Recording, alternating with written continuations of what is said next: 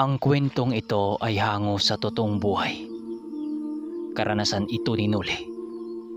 Taong 1996, Bacolod. Simulan na natin to. Dahil mamaya, alam na, may puputo ka na naman. At hindi tayo makapag-record. Yun lang. Maraming salamat. Dagdag pa ng mangkukulam na kahit anong ginawa niyang pangontra laban dito, hindi pa rin niya magawa itong maitaboy. Ayon sa mambabarang, nang tawasin niya ang kanyang anak gamit ang natutunan niya sa isang mananambal, doon niya napag-alaman na kalahati na pala ng buhay ng kanyang anak ang nakukuha ng nilalang na yon. Dahil sa gusto ng mambabarang na maligtas ang kanyang anak, napilitan itong lumapit sa pangkat ni Noli. Dahil sa pagmamakaawa nito sa kanya, nakuha rin ito ang loob niya. Dahil hindi rin niya mapagkailang, may kasama din siyang may katulad ng aral nito. Ngunit mas dihamak na mas malakas, si Mang Carpio. Nang marinig lahat ni Noli ang kwento ng lalaking yon, hindi na siya nagdalawang isip na tulungan ito. Dahil ang ermitanyo ang bihasa sa panggagamot sa ganong uring problema, ninais niyang isama ito sa kanyang lakad. Iniwan na muna niya saglit ang lalaki sa labas habang pinuntahan niya ang dalawang ermitanyo. Ngunit hindi pa man niya nasabi ang pakay niya dito, nakangisi na itong nagwika sa kanya ng, "Ano ba? Bababa na ba tayo? Narinig ko ang pinag-usapan nyo ng lalaking yon. Kaya nga nakahanda na tong dadalhin natin." Nang marinig ni Noli ang sinabi nito, agara naman niyang kinuha ang mga gamit din niya.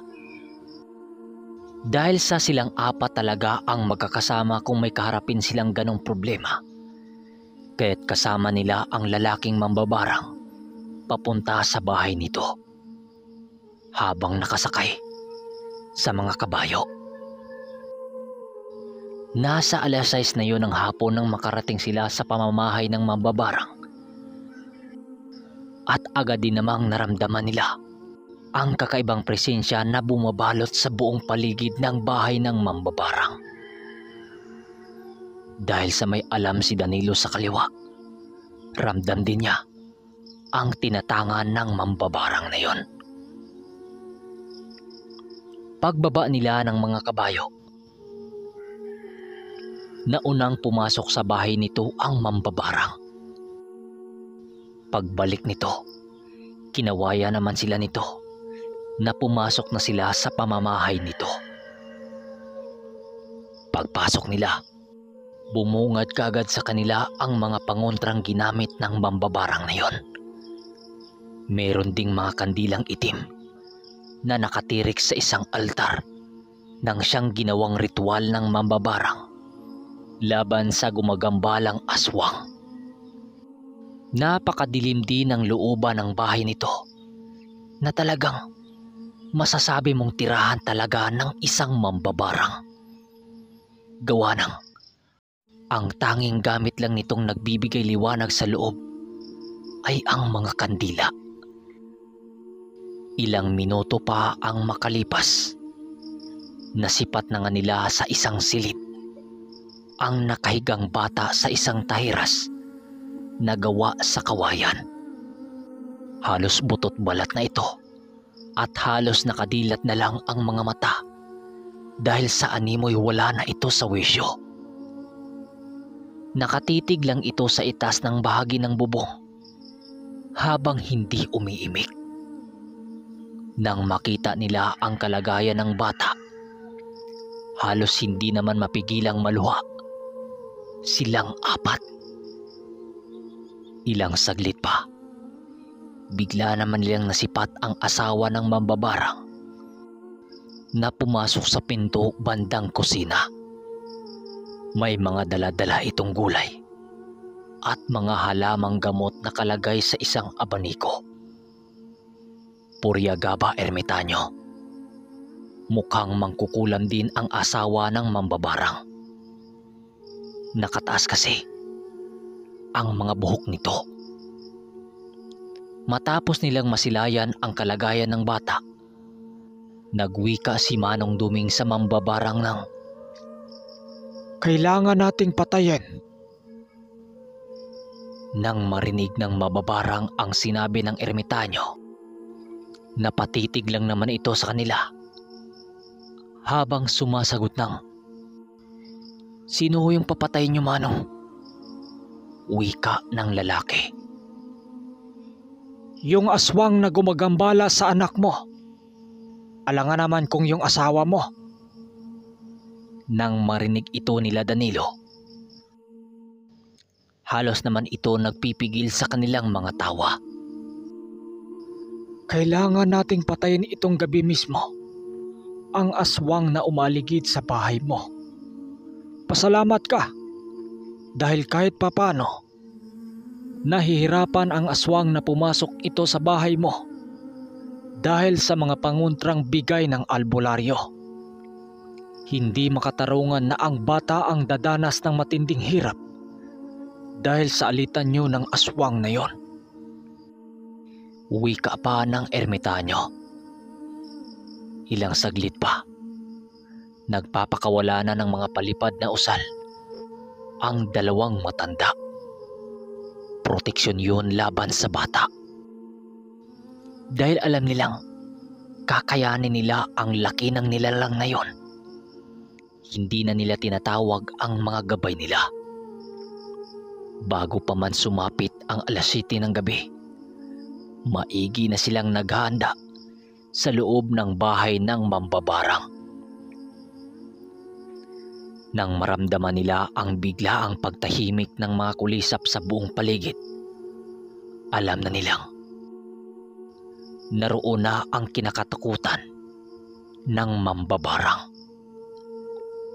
Pagsilip noon ni Nuli sa pinto ng bahay, nakakita siya noon ng isang matandang kuba na naglalakad doon sa labas habang may kasakasamang 2 asong nakatuwad. Dahil dito, agad niyang sinisinyasan sila Manong Duming upang tingnan ang mga nakikita niya. Pagsipat ng mambabarang sa nakita ni Nuli, halos manginginig naman ito sa takot habang nagwika ng, Yan na ang palagi kong nararamdaman tuwing gabi. May kasama yang isang higanting aswang na tuwing 12:00 ng gabi lang nagpapakita. wika ng mambabarang habang dali-daling pinuntahan ang anak nito at walang pag-atubiling niyakap ito. Habang yung matandang kubang may kasamang sigbin, nagpatuloy lang yun sa paglalakad papalayo ng bakuran ng mambabarang. Upang makahanap ng saktong pagkakataon sila Nuli, minabuti nilang mag-aabang lamang sa loob ng bahay ng mambabarang. Wala sila noong nilatag na mga pangontra upang hindi sila magawang matunugan ng nilalang na yon. At baka ito pa ang maging daan upang iwasan sila sa kanilang inaantay. Sa pagsapit ng 10:00 ng gabi, matyaga sila noong nag-aantay sa pagdating ng dambuhalang nilalang. Dahil ang nakita nila kanina, maaring yun ang tagapagmasid ng aswang na yon. Ang mambabarang naman, kahit takot na takot ito, pilit nitong hinarap ang ritual nitong ginagawa upang makahingi ng tulong sa mga malignong kaibigan nito. Habang nakatapa ang mambabarang sa sahig, napapalibutan naman ito ng kandilang itim. at panay naman ang paggapang ng mga insekto nitong mga alaga sa kanyang katawan. Habang si Manong Duming maya't maya sa pagpunta sa kinaroroonan ng bata upang tingnan ang kalagayan nito. Ilang oras pa ang makalipas, unti-unti na silang nagsisihandaan nang makarinig na sila ng yapak sa paligid. Isa itong yapak ng isang taong nasa medyo kalayuang lugar na papalapit sa kanilang kinaroroonan. Sa kabila ng mga narinig nila Noli, ay nakapagtatakang hindi ito nagawang marinig ng mambabarang. Alam nilang apat na malapit na silang magkakasalubong ng landas ng nilalang na yon dahil sa unti-unti na itong lumalapit. Sa paglipas ng minuto, naramdaman na nilang nasa labas na ng bakuran ang inaantay nilang bisita. Gumagapang yun sa lupa dahil rinig na rinig ni Noli ang malaahas nitong paggalaw sa lupa. Pero kahit alam nilang malapit na ito, hindi pa rin sila gumagawa ng hakbang ayon na rin sa utos ng ermitanyo. Gawa ng hahayaan na muna nila ito'y maunang gumawa ng hakbang kung ano ba talaga ang pakay nito sa bahay ng mambabarang. Ilang minuto pa ang makalipas, agarang lumapit ang nilalang na yon sa dingding ng bahay kung saan ang anak ng mambabarang. Napakalaki ng hininga nito habang bagyang yumayanig ang lupa sa bawat hakbang nito. Alam nilang totoo ang sinasabi ng mambabarang dahil sa naramdaman nilang presensya. Nang maramdaman nilang gagawa na ito ng siwang sa dingding ng bahay, agad nagsinya sa kanila ang ermitanyo na ibagsak sa lupa ang mga pamakong usal na kanilang sinasanib puwersa upang palibutan ang nilalang na yon. Nang maramdaman nilang wala nang matatakasan ang nilalang, agad namang tumago si Noli sa dingding ng bahay na yon, habang sila Danilo lumabas sa pinto ng bahay. Ngunit sa isang iglap lang, mas nauna pa sa kanya ang ermitanyo. Pagtagos kasi ni Noli sa dingding, nakita na niyang hawak-hawak na ng ermitanyo ang liig ng nilalang habang nakadapa sa lupa. Gulat na gulat noon silang dalawa ni Danilo dahil papanong nakayanang mahawakan ng matanda ang ganong kalakas na nilalang. Doon nila napagtanto na marami pa silang hindi alam sa abilidad ng maestro nila. Kasabay ng paghawak ng ermitanyo sa nilalang ay ang dahan-dahang paglingon sa kanila ng aswang, habang yung mambabarang na tinutulungan nila sa pilitan nitong isinubsob sa lupa ang kanyang pagmumuka. Matakasan lamang ang mga presensya ng mga ermitanyo.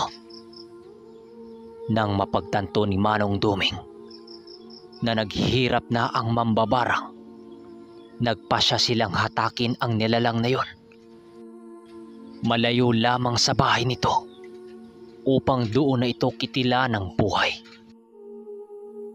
Kahit 2 bisis ang laki nito sa ermitanyo,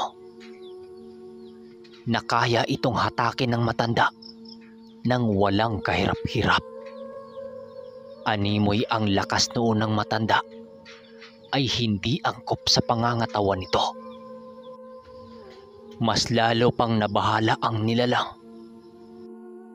nang makita nito ang mga insektong tinawag pa ni Mang Carpio sa mundo ng mga tikbalang na kasing laki na ng kamay ng isang bata. Nang makarating na sila sa may kakahuyan, doon na ito binitawan ng ermitanyo. Mukhang wala ka naman yatang laban sa mga insektong hawak ko. Pumili ka na lang dito sa mga batang ito kung sino ang natitipuhan mong makaduelo. Wika ni Mang Carpio nang malapag na ang nilalang. Ngunit nang marinig ito ni Danilo, bahagya itong umatras dahil masyado na itong malaki kumpara sa kanya. Kaya't dito na hinamon ni Noli ng patayan ang aswang na yon. Ngunit nang pumorma na itong sinuli, biglang bumulukadkad ang nilalang na yon para sana tumakas. Ngunit nang makita nito ang ginawang harang ng dalawang matanda sa paligid, napilitan itong humarap kay Noli upang lumaban sa pagbabakasakaling mabuhay pa siya. Sa pagsugod nito kay Noli, pinili nitong ibuhos ang kanyang lakas upang patayin ang kaharap niyang antingero. Wala man itong pag-asang manalo sa kanilang apat, ngunit sa nag-iisang sinuling lalabanan, naninigurado ang nilalang upang ipakita nito ang kanyang natatanging lakas at walang pagkatakot.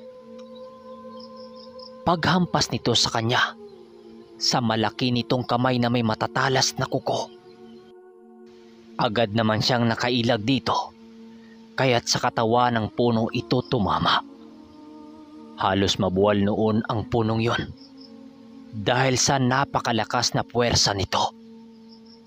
Dahil dito, nagwika ang ermitanyo ng, Huwag mong basta-bastahin yan. Kapag natamaan ka niyan, mabibiyak yung katawan mo.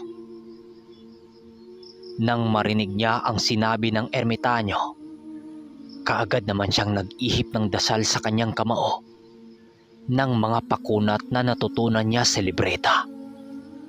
Sa muling pagsapak ng nilalang sa kanya, buong lakas naman niyang hinawi ang kamay nito at kaagad binigyan ng napakalakas na suntok. Dahil sa malabakal na kamao ni Noli, napahiyaw na lang ang nilalang na yon dahil sa matinding sakit. Ngunit ang hindi alam ni Noli, nakalimutan niyang may isa pa pala itong kamay. Dali-daling sinakmal nito ang kanyang ulo at walang pagdadalawang isip nitong kinagat ang kanyang bungo. Biglang nabahala noon sila Mang Carpio dahil sa mga nakikita nila. Ngunit agad rin itong natigilan nang biglang napasigaw ang nilalang na yon dahil nagsilaglagan sa lupa ang mahaba nitong mga ngipin. Bigla ring nagsituluan ang maitim na dugo galing sa bunganga nito. Ano? Tapos ka na sa ginagawa mo? Ako naman. Wika niya sabay bunot sa simbolo ng kampilan at dali-daling isinaksak sa dibdib ng aswang. Dahil sa ginawa ni Noli, ang tanging nasagot lamang ng nilalang na yon ay ang mahihinang pag-ungol nito na parabang babawian na ito ng buhay. Habang nag-agaw buhay ang nilalang na yon, minabuti nilang hatakin ito papunta sa bahay ng mambabarang upang ito na ang magtutuloy dito. Habang hinila nila ang nilalang na yon, nakita naman nilang nakadungaw sa kanila ang mambabarang sa bintana ng bahay nito. Nang masilayan nitong nagawa na nilang mapatumba ang nilalang, dali-dali naman yung lumabas ng bahay habang may bitbit na isang pulo. Paglapit nito sa aswang na gumagambala sa kanyang anak, halos magsisigaw naman ito sa galit habang walang habas na inundaya ng taga ang aswang na kanilang nadakip. Dahil sa ginawa ng mambabarang na yon, bumulwak ang napakaitim na dugo galing sa ulo ng nilalang. Tapos na ang paghiganti mo, mambabarang. Ngunit pagatandaan mo ito. Kapag nahuli ka naming nambibiktima ka ng mga inosenteng tao rito, baka gagawin ko rin sa'yo ang ginawa ko sa iyong kalaban. Wika ni Nuli sa mambabarang. Nang marinig ito ng mambabarang, lumuhod naman ito sa kanilang harapan na nagpapakitang seryoso ito sa mga sinabi niya. Nangako rin ito sa kanila na kontrolinan niya ang kanyang sarili upang hindi makatapat sa gaya sa mga nangyayari sa kanya ngayon. Labis-labis din ang pasasalamat ng mambabarang sa kanilang apat dahil sa ginawa nilang pagligtas sa kanyang anak. Habang nag-usap sila, bigla din namang lumapag sa lupa ang dalupahaw ng ermitanyo. Siguraduhin mo, hindi ka magkakamali. Dahil itong alaga ko mismo ang dadagit sa iyo kapag nagkataong nagsisinungaling ka. Banta naman ng ermitanyo. Sa pag-alis nila Nuli sa bahay ng mambabarang, agad rin naman silang umalis patungo sa kanilang baryo. Nang makarating na sila sa kanilang tambayan, nadatna naman nila sila Landong nag-antay sa kanilang pagdating. At maya-maya pa, pinili naman ni Nuling maglibot-libot sa paligid, masisiguro lamang na ligtas ang mga tauhan niya, pati na ang mga alaga niya. Sa paglipas ng mga minutong paglilibot niya, nagtungo na siya sa kubo ng mga tauhan niya upang alamin ang kalagayan ng mga ito. Naging panatag naman ang kalooban ni Nuli nang makita niyang, "So mga kaermitanyo, hanggang dito na muna ang ating kwento. Ang ingay